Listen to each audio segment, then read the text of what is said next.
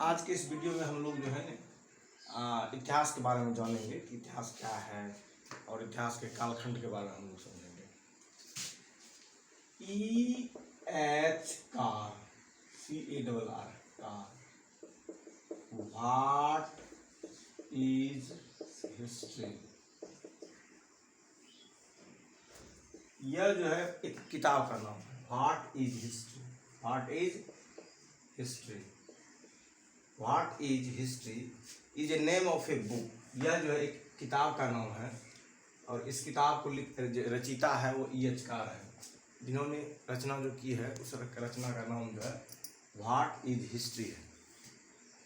यह जो है जो हिस्ट्री जो हम लोग अध्ययन करते हैं उस अध्ययन के संबंध में जो इनका जो तजुर्बा है या इनका जो परसेप्शंस है उस परसेप्शंस में निचोड़ करके इन्होंने जो डिफिनेशंस दिया है वो जो है या जो इन्होंने अपना कंसेप्ट दिया है उस कंसेप्ट को लगभग दुनिया जो है इस संबंध में मानती है कि जो EH कार जो है जो ये हिस्टोग्राफी के राइटर हुए हिस्टोग्राफर है, तो ये हिस्टोग्राफर ने जो है ये बात कही है कि जो बीती हुई कल है जो आज है इसकी जो निरंतरता है, इसकी जो कंटिन्यूटी है, इस कंटिन्यूटी का जो कन्वर्सेशन है, इसी को इस्टेब्लिश करने वाली जो ब्रांचेज है वही इतिहास है। इतिहास में जो है जो पास्ट की जो चीज़ें हैं, जो वर्तमान की चीज़ें हैं, उसके बीच में जो ब्रिज उत्पन्न करने वाली जो है ब्रांचेज सोशल साइंस की, वो ब्रांच ही जो है इतिहास है, वो हिस्ट्री है। हिस्ट्री जो है को जो पूरी दुनिया जो अध्ययन करती है वो अध्ययन जो है कालखंड में जब बांटेगी तो भारत का जो कालखंड होगा वो अलग होगा, जो अफ्रीकन कंट्रीज होगा उसके लिए जो इतिहास का कालखंड होगा अलग होगा, जो यूरोप की कंट्रीज हैं उनके लिए इतिहास का कालखंड जो होगा वो अलग होगा। तो हमारा जो उद्देश्य है इस वीडियो में या अभी जो हम लोग स्टडी कर रहे हैं जिसमें हम लोग बातें करेंगे इतिहास के कालखंड के, तो उसमें इंडिया के संदर्भ में बात करेंगे। तो इंडिया के संदर्भ में जो हिस्ट्री को जो है हम लोग जो अध्ययन करते हैं तो उसको जो है 3 पार्ट में हम लोग बांटते हैं। प्रोटो हो गया बीच वाला पार्ट, इसके पहले जो हो गया प्री हो गया और उसके बाद जो हो गया आपका हिस्ट्री हो गया। ठीक है, तो प्री हिस्ट्री ये हो गया आपका प्री हिस्ट्री और ये हो गया प्रोटो हिस्ट्री।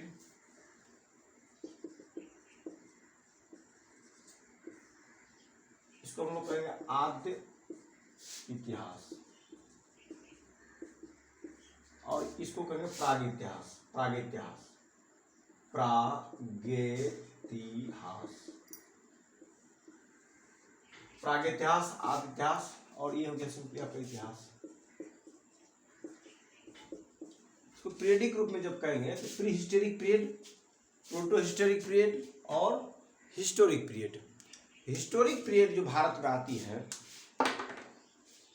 पहले इसको जो बेसिक फंडा है जिस फंडा से हम लोग डिस्टिंग्विश करेंगे, अलग अलग करेंगे, सेपरेट करेंगे कालखंडों को या उस हिस्ट्री के उस फेज को जो जानेंगे उसके लिए हम लोगों को यह आवश्यक है यह जानना किसको हम लोग कहेंगे प्री हिस्ट्री है, किसको कहेंगे हम लोग प्रोटो हिस्ट्री है और किसको कहेंगे हम लोग हिस्ट्री है। कौन सा प्रागैतिहासिक का पार्ट है, कौन सा आद्य ऐतिहासिक का पार्ट है, कौन सा ऐतिहासिक काल का पार्ट है, ये जो है हम लोग डिस्टिंग्विश करेंगे किस आधार पर, जिस आधार पर हमने उस कालखंड के या उस अवधि के या उस दौर के इतिहास को हम लोगों ने बनाया, सिंथेसिस किया, हमने नरेट किया। तो इतिहास को जो नरेट करते हैं या इतिहास को जो सिंथेसाइज करते हैं या इतिहास को जो बनाते हैं इतिहासकारों के द्वारा, वह जो लिखेंगे उस चीज़ों को, उसके लिए क्या चाहिए, उसके लिए सबसे पहले जो चाहिए वह चाहिए आर्कियोलॉजिकल साक्ष्य चाहिए। वह क्या चाहिए, आर्कियोलॉजिकल साक्ष्य चाहिए। उसके बाद क्या चाहिए, राइटिंग डॉक्यूमेंट्स चाहिए। उसके बाद क्या चाहिए, राइटिंग डॉक्यूमेंट्स चाहिए। तो ये 2 चीज़ें जब एक दूसरे को कंप्लीमेंट करती है तब जो है इतिहास बेहतर बनती है और उसकी रिलायबिलिटी आती है, तब वो विश्वसनीयता आती है उस इतिहास की नरेशंस पर या उस इतिहास के सिंथेसाइजेशन पर या उस इतिहास के निर्माण पर, उसके संश्लेषण पर, उसकी बनावट। तो प्रागैतिहासिक काल के जो इतिहास को नरेट करने की, इतिहास को जो रचने की या इस इतिहास जो लिखा गया होगा उसके लिए जो इतिहासकारों को जो चीज़ें मिली वो क्या मिली, केवल और केवल आर्कियोलॉजिकल रिसोर्सेज। ये आर्कियोलॉजिकल रिसोर्सेज जिसको हम लोग हिंदी में पुरातात्विक स्रोत कहेंगे। तो प्री हिस्ट्री जो होंगे इसको नरेट करने के लिए, इसको सिंथेसाइज करने के लिए, इसको बनाने के लिए, इसको लिखने के लिए इतिहासकारों के पास केवल और केवल क्या था, आर्कियोलॉजिकल रिसोर्सेज था, आर्कियोलॉजिकल एविडेंस था। इसी आर्कियोलॉजिकल एविडेंस के आधार पर, उसी पुरातात्विक साक्ष्य के आधार पर प्री हिस्ट्री को इतिहासकारों ने नरेट किया होगा। अब ये आर्कियोलॉजिकल एविडेंस में क्या हो सकता है, ये आर्कियोलॉजिकल एविडेंस में जो है वहाँ के जो उसके टूल्स रहे होंगे, जो उसके घर रहे होंगे, या उसके द्वारा जो बनाया गया कोई वस्तुएं रही होगी, वो सभी जो है ये प्रागैतिहासिक काल के लिए इतिहास को नरेट करने में मदद किया होगा, केवल वही मदद किया होगा।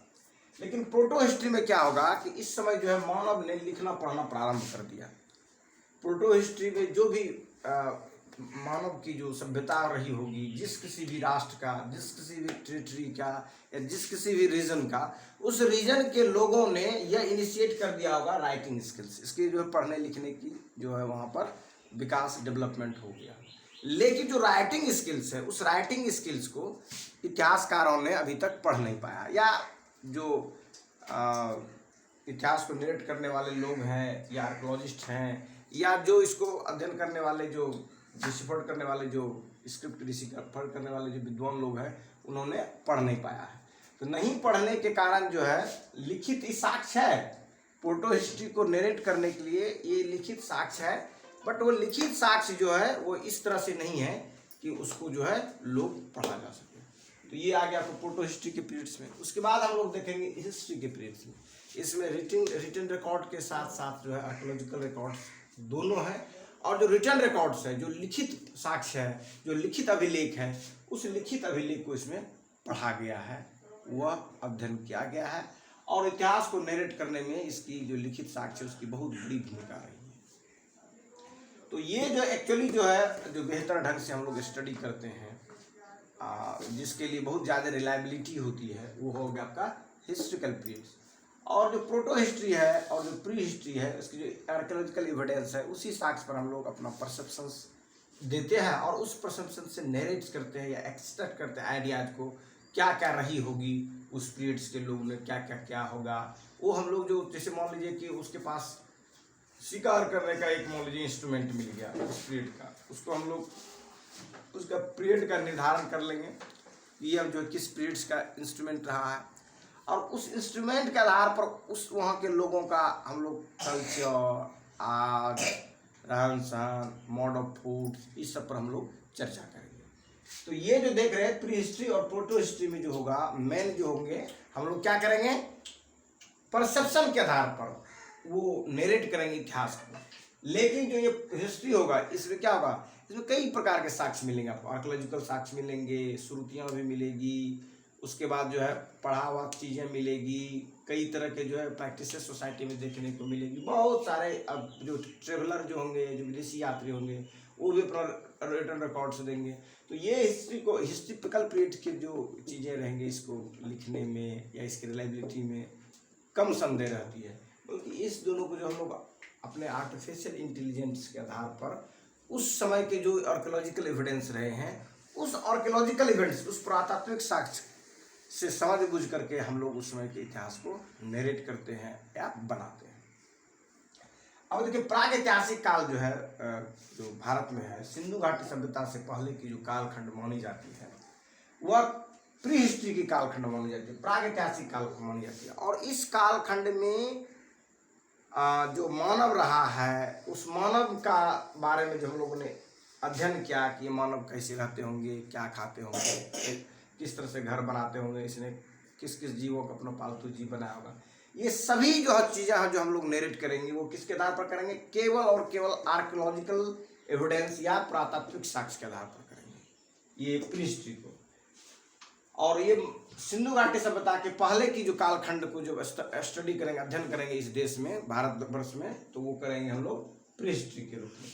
जब सिंधु घाटी सभ्यता से लेकर के पूरी सिंधु घाटी सभ्यता, उसके बाद जो वैदिक सभ्यता आती है, और ये पूरी वैदिक सभ्यता, पूरी सिंधु घाटी सभ्यता को जो है हिस्ट्री का ट्रांजिशन फेज माना जाता है, प्री हिस्ट्री से लेकर हिस्ट्री के बीच में।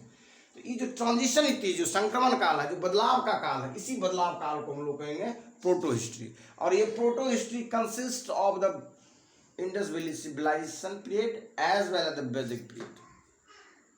After the emergence of Buddha and Jainism, history period is started in our country.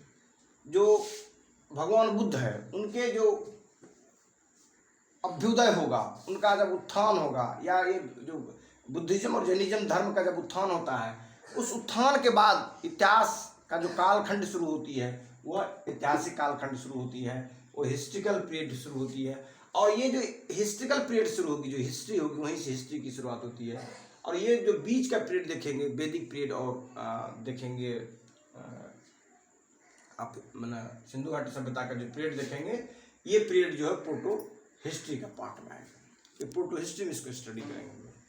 तो ये जो हो गया आपका आदि इतिहास काल में हम लोग इस तरह की चीज़ों को देखेंगे। सिंधु घाटी सभ्यता में जो है, जो लिखी गई पुस्तकें हैं या लिखी गई किताबें हैं, वो हम लोगों को अवेलेबल नहीं हुई है, बल्कि सिंधु घाटी सभ्यता के कुछ मोहरें, कुछ जो है प्लेट टाइप के जो है, उसमें कुछ कुछ जो है स्क्रिप्ट, जो लिपि जो है, लिपि हम लोगों को देखने को मिली है। तो वो अभी तक जो है किसी भी व्यक्ति के द्वारा, किसी भी विद्वान के द्वारा, किसी भी भाषाविद के द्वारा उसको अभी तक पढ़ा नहीं गया है, उस स्क्रिप्ट को, उस लिपि को। और जो वैदिक पीरियड्स है, तो वैदिक पीरियड्स के लोग जो थे, उन्होंने कोई किताब लिखी ही नहीं, उन्होंने सिंथेसाइज की है। सिंथेसाइज क्या की है? उन्होंने रचना की है। जैसे आप लोग देखते होंगे गांव सब में बहुत सारी महिलाएं गीत गाती है, वो गीत आपको कहीं किसी पुस्तक में लिखी हुई नहीं है, बल्कि वो कंपोज की गई उस सोसाइटी के द्वारा। तो वैसे ही ऋग्वेद हो गया, यजुर्वेद हो गया, सामवेद हो गया, ये सब श्रुति बेस्ड जो थी साहित्यिक स्रोत हैं इस देश के लिए। और ये श्रुति बेस्ड है, मतलब वो जो है कंपोज किया गया, वो गाया गया है, उसको जो है ना नरेट किया गया है मौखिक रूप से। और एक जनरेशन से दूसरे जनरेशन में जो गया, वो कैसे गया? श्रुति के आधार पर वो बोल बोल करके गया है। जैसे आपने कुछ जाना, पढ़ा, और बच्चों को आपने ओरली जो है ट्रेडिशन से उसको सिखा दिया, याद करा दिया। तो जो वैदिक पीरियड्स में जैसे ऋग्वेद हो गया, यजुर्वेद हो गया, सामवेद हो गया, अथर्ववेद हो गया, और जो भी रचनाएं हैं वैदिक पीरियड्स की, उपनिषद हो गया, ये सभी जो रचनाएं थी, लिखने पढ़ने की कोई एविडेंस के रूप में नहीं प्राप्त हुआ है, बल्कि यह रचनाएं जो कंपोजिंग है, ये स्टोरी नरेटेड टाइप से है, या ये गीत की तरह नरेटेड है। और ये क्या है? ओरल बेस्ड है। जैसे आपकी दादी माँ जो बहुत सारे किस्सा कहानी सुनाते होंगे, वो किसी पुस्तक में हो सकता नहीं मिले, लेकिन वो निरंतर जो है ट्रेडिशनल जो सोसाइटी में चलती रही। तो आर्यंस के जो बीच में जो चलती थी ये मैंने जो ऋग्वेद की रचनाएं, ऋचाएं, या यजुर्वेद की जो बात होगी, या अथर्ववेद की बात, वो सभी जो था वो श्रुति बेस्ड था, वो सुना सुना करके याद करवाते थे। ओरल बेस्ड था, ये ओरली ट्रेडिशंस था। तो ये रिटर्न रिकॉर्ड्स नहीं है, जिसके कारण, या हो सकता लिखा हुआ हो, किसी को हाथ नहीं लगा, किसी इतिहासकार को जब लग जाएगा, उसको पढ़ लेगा तो समझ में आ जाएगा भाई ये भी जो है क्या कहते हैं, इस तरह की चीज़ है। लेकिन अभी तक जो इतिहासकारों के बीच में जो परसेप्शंस है, ये यही परसेप्शंस है कि यह ओरल ट्रेडिशंस था। और ये ओरल ट्रेडिशन रहने के कारण जो है ये किस कालखंड में आ जाएगा? प्रोटो हिस्ट्री के कालखंड में आएगी। इसलिए और कहा जाता है कि आर्यन से लिखना पढ़ना नहीं जानते थे, केवल वो जो है कंपोजिंग किए थे, और कंपोजिंग करके वो आगे बढ़ाया करते थे। ठीक है, ये हो गया आपका आदि ऐतिहासिक काल में। 6ठी शताब्दी ईस्वी पूर्व में जो है मगध में जो है उत्थान होगा। और मगध जो है आपको जो है उत्थान पर पढ़ेंगे आप, इमरजेंस ऑफ द मगधास। और इसी समय जो है आप पढ़ेंगे 16 महाजनपदों का उदय। तो उसी में से जो है आप देखेंगे कि यहाँ पर जो है बहुत सारे चीज़ें, रचनाएं जो होती है, और उस रचनाएं को जो है पढ़ने को मिलता है, साक्ष्य रूप में मिला है। ठीक है, तो जो विनय पिटक, अभिधम पिटक, ये सब जो पढ़ेंगे, तो पिटक की जो रचनाएं हैं, वो रचनाएं जो है आपको मिली है, और उसको रीड भी किया गया है। तो वो इसी लेकर के जो है उस समय के पीरियड के बाद को जो है ऐतिहासिक पीरियड या हिस्ट्री के पीरियड में, या हिस्ट्री उसको पढ़ा जाता है। ठीक है, तो ये जो हो गया आपका pre history, proto history, history, ये तीनों कालखंड समझ में आ गए। भगवान बुद्ध और भगवान महावीर के बाद जो बुद्धिज्म जैनिज्म का जब इमरजेंस होगा, जब अभ्युदय होगा, जब उत्थान होगा, उसी उत्थान से जो है यहाँ पर जो राइटिंग स्किल्स जो है प्रिवेल्ड होगा या प्रचलित होगा। और इसी कालखंड से जो है इतिहास कालखंड की शुरुआत होगी। और इसके पहले जो है आपको वैदिक और क्या कहते हैं जो सिंधु घाटी सभ्यता है, ये प्रोटो हिस्ट्री में आएंगे। तो प्रोटो हिस्ट्री में जो आप देखेंगे कि जो चीज़ें हैं वो अभी तक रीड नहीं की, राइटिंग है लेकिन वो राइटिंग को पढ़ा नहीं गया है। लेकिन वैदिक वाला में राइटिंग है ही नहीं, वो केवल ओरल बेस्ड ट्रेडिशन था। और ये हिस्ट्री का ट्रांजिशन फेज माना जाता है। इसी ट्रांजिशन फेज के कारण इसको हम लोग प्रोटो हिस्ट्री के रूप में जानेंगे। फिर हम लोग आगे जो है प्री हिस्ट्री पर डिस्कस करेंगे, प्रोटो हिस्ट्री पर डिस्कस करेंगे, और हिस्ट्री तो बहुत लंबी है, ये धीरे धीरे प्री हिस्ट्री पर हम लोग आगे की वीडियो में बातें करेंगे। और इसके लिए हमने जो है प्ले लिस्ट भी बना के रखा है। धन्यवाद।